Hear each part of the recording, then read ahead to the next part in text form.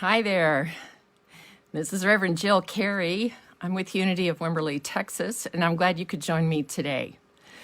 If you are in Texas, I don't need to tell you what's been going on the last few days.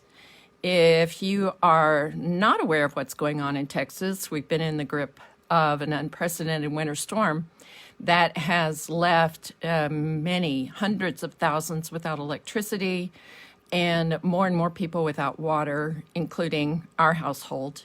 Luckily, we've had electricity and we made provisions for taking care of our water supplies before that eventuality happened. There are many who have died in this, either due to accidents or carbon monoxide poisoning trying to stay warm. And there are many that are in really bad shape right now. I am very grateful that we've not suffered like some have that have been without electricity and water for days on end.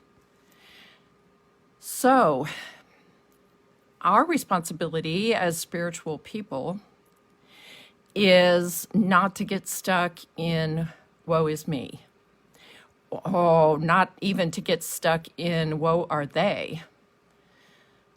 But it is to focus our attention on being grateful for what we do have, to be creative in how we take care of ourselves.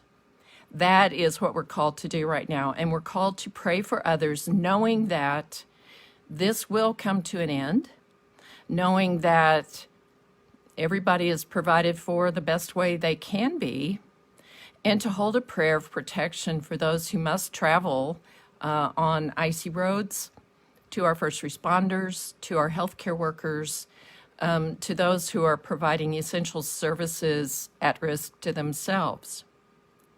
So this could sound like gloom and doom, and it is an unusual situation. For those of you that are outside of Texas who deal with winter weather on a regular basis, just know that we are not equipped both mentally and in our infrastructure to deal with weather of this severity. So it's not a matter of buck up, you'll be fine. We do it all the time. There are some unprecedented things that are happening. But again, it's up to us to maintain a spirit of positivity as best we can, to laugh at the fact that we can't take showers when we would like to, and we may be getting tired of ourselves, or the people around us if people live in the household with us. It's important for us to extend our hearts and our prayers to other people so that we don't become so focused on our own situation that we lose sight of the generosity of heart that we were already created to have. And so I think of one of my friends who's an older woman who lives by herself, that's been without water and electricity, and yet she checks in on social media to let everybody know she's okay. And her spirits are good. And so as we continue through the snow that is still falling, and as we wait for temperatures that will thaw us out a little bit so that we can travel better and get the supplies that we need, until that time, it's important for us to not only give thanks for what we have, give thanks also for what is coming, and to do what we would do in normal situations when we're feeling down. It's to help another person. And even though we may not be able to do that physically, we can do that through our prayers and our thoughts. And that's not just a cliche, that is a practical tool that we can use. And the magic about that, and I'll speak more about this in my talk Sunday, the magic about that is as we continue to pray for other people, as we continue to practice gratitude, it frees our mind from the worry, it frees our mind from our situation, and allows us to become more creative. It allows us to reach out for help when we may not have been able to. It releases us from any paralysis that we might be having emotionally or physically during this weather pattern. And so, in focusing on what we do have, in focusing on loving and praying for others, then we are better able to take care of ourselves as well. So, I offer you this word of hope. By this time next week, as is typical in Texas, we'll be having weather that is more seasonal for our part of the country. And this will hopefully be like an unpleasant dream that we had. Hopefully, all of our systems will be restored so that everyone has electricity and water again.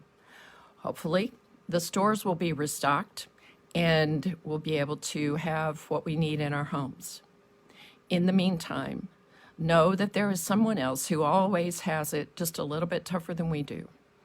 And for that, we can open our hearts. For that, we can affirm that God is in every single moment. God is in the midst of this storm. God is in the midst of our struggles. God is in the midst of the struggles of others.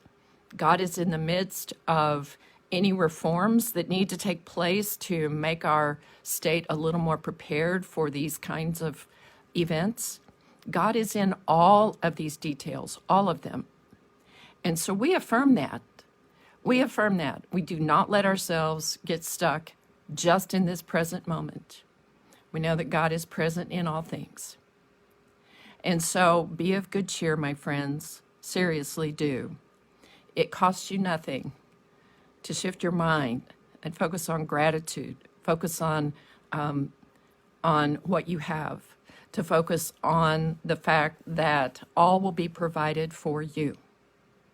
And so this time is the same as all other times in our lives. God is present. God is within us. God is around us. God is in all things. So if you need an encouraging word, please feel free to reach out to me. I'm at minister@unityofwimberley.com, and I'm happy to speak with you, email with you, send you a personal prayer, whatever I can do for you. If you know people out there who could benefit from this message, please feel free to share this from my Facebook page.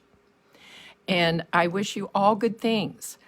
I don't just wish, I know for you all good things. So I'll see you on the flip side where it's a little bit warmer and not quite as icy. And know that I love you and miss you. And I will see you again soon. I will be on this page at this time next week. And I will be also having my talk and good music that will come to you on Sunday. So tune in at unityofwimberley.com and be with us for a word of encouragement. That is, if you have electricity. If for some reason you don't, catch us afterwards. And when you do, because we will be with you. We will be with you. So I'll see you next week, my friends. Bye.